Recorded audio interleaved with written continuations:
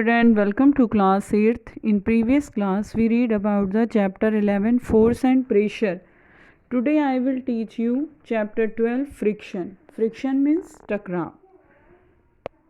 You might have seen a driver of a car or a truck slowing down the vehicle at a traffic signal. आपने देखा है कि driver को या truck driver को जब वो ट्रैफिक सिग्नल को देखते हैं तो अपने कार को धीरे कर देते हैं. यू टू आप भी slow down your bicycle whenever needed by applying brakes. जब ब्रेक्स आता है तो उसको अपनी साइकिल को आप ब्रेक कर देते हो ट्रैफिक सिग्नल को देख के. Have you ever thought why vehicle slows down when brakes are applied. जब आप ब्रेक डालते हो तो आप ये सोचते हो कि कैसे आपकी बाइसिकल रुक गई. Not only vehicles, any object moving over the surface of another object slow down when no external force is applied on it.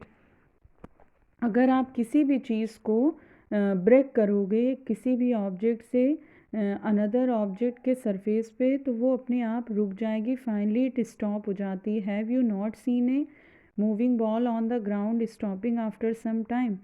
क्या आपने घूमते हुए बाल को मैदान में नहीं देखा है कि कुछ समय बाद वो रुक जाती है. Why do we slip. जब आप स्लिप करते हो when we step on a banana peel पे तो why is it difficult to walk on a smooth and wet floor. You will find the answer to such question in this chapter. हम पढ़ेंगे force of friction. Friction का क्या force है. Gently push a book on a table. आप अपनी book को push करिए एक टेबल पर. You observe that it stop after moving for some distances. कुछ दूरी के बाद वो बुक खिसकेगी फिर रुक जाएगी. Repeat this activity pushing the book from the opposite direction. फिर उसको आप अपोजिट डायरेक्शन में करिए. Does the book stop this time too. उस टाइम भी बुक रुक जाएगी थोड़ा बढ़कर. Can you think of an explanation. क्या आप इसका एक्सप्लेनेशन दे. Can we say that a force must be acting on the book opposite its motion. हम ये जानते हैं कि बुक के ऊपर जो फोर्स पड़ रहा है वो अपोजिट मोशन है. This force is called the force of friction. इसी फोर्स को हम क्या कहते हैं. Force of friction. Factors affecting friction. अब क्या अफेक्ट इसके ऊपर कौन से फैक्टर्स होते हैं फ्रिक्शन के ऊपर. Tie a string around a brick. एक ईंटे के चारों तरफ एक धागे को एक ईंटे से बांध देते हैं. Pull the bricks by a spring balance.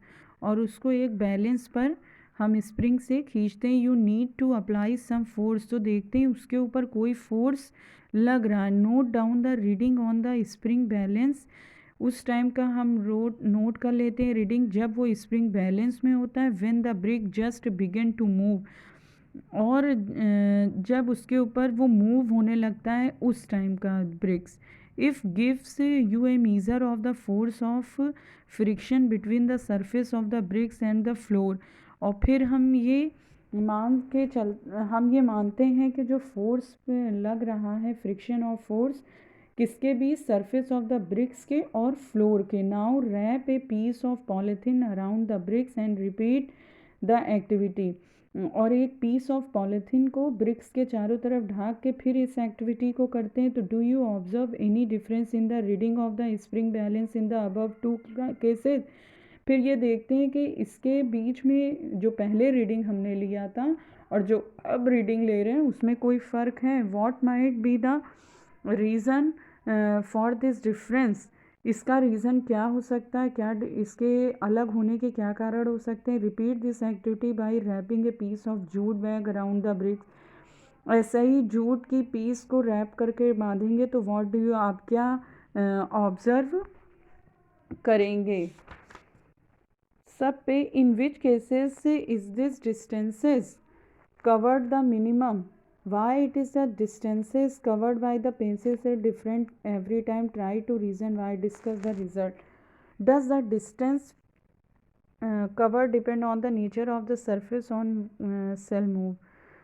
Friction is caused by the irregularities on the two surfaces in the contact. Friction कब उत्पन्न होता है. टकराव जब कोई भी दो सरफेस हैं जब वो कांटेक्ट में आते हैं उनके बीच इरेगुलरिटीज़ होती. Even those surfaces which appear very smooth बहुत ही स्मूथ होते हैं. Have a large number of minute irregularities उनके ऊपर बहुत कम इरेगुलरिटीज़ होती है। Irregularities on the two surfaces lock into one another, एक दूसरे के ऊपर लॉक करती है irregularities. When we attempt to move any surface, अगर हम किसी एक सरफेस को मूव करते हैं, we have to apply A force to overcome interlocking. तो हम एक अप्लाई जब उस सरफेस पे करेंगे, कोई भी चीज़ मूव करेगी तो इंटरलॉक उसको कर देते हैं ऑन रफ सरफेसेस। और दूसरे सरफेस पे देयर आर जे लार्जर नंबर ऑफ इरेगुलरिटीज़, एक लार्जर नंबर ऑफ इरेगुलरिटीज़ वहाँ होगी। So the force of friction is greater, तो जिस पर फोर्स ऑफ फ्रिक्शन लग रहा है वो ग्रेटर होगा if A rough surface is involve, अगर रफ सरफेस वहाँ पर इन्वॉल्व हो जाएगा।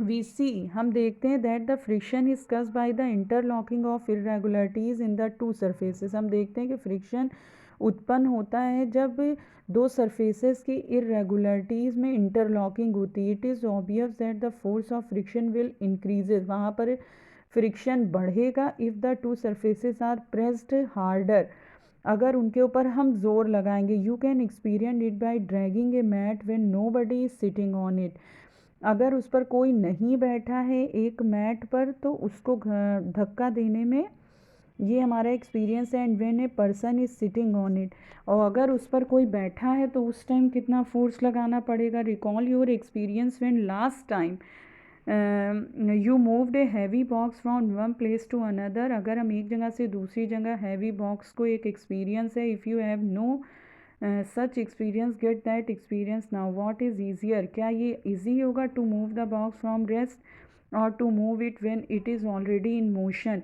अगर कोई रुकी हुई चीज़ है उसको धक्का देंगे उसमें ज़्यादा फोर्स लगे, कोई चीज़ मूव कर रही है उसको धक्का देने में ज़्यादा, मूव करने में ज़्यादा फोर्स लगेगा। The force required to overcome friction at a instant an object start moving from rest is measure of a static friction. On the other hand, the force of required to keep the object moving with the same speed is a measure of sliding friction. When the box starts sliding, जब box खिसकना शुरू करेगा, the contact point on it surfaces do not get enough time to lock into the contact points on the floor, so the sliding friction is slightly smaller हो जाएगा sliding friction than the static friction से, and you find it somewhat easier to move the box already in motion, मतलब ये ज़्यादा easy हो जाएगा कोई भी चीज़ मोशन में उसको खिसकाना than to get it started, अगर वो स्टार्टेड है तो उसको धक्का देना ईजी होता है। You understand children, I hope you all understand. We will continue next topic in next video. Okay, thank you children's.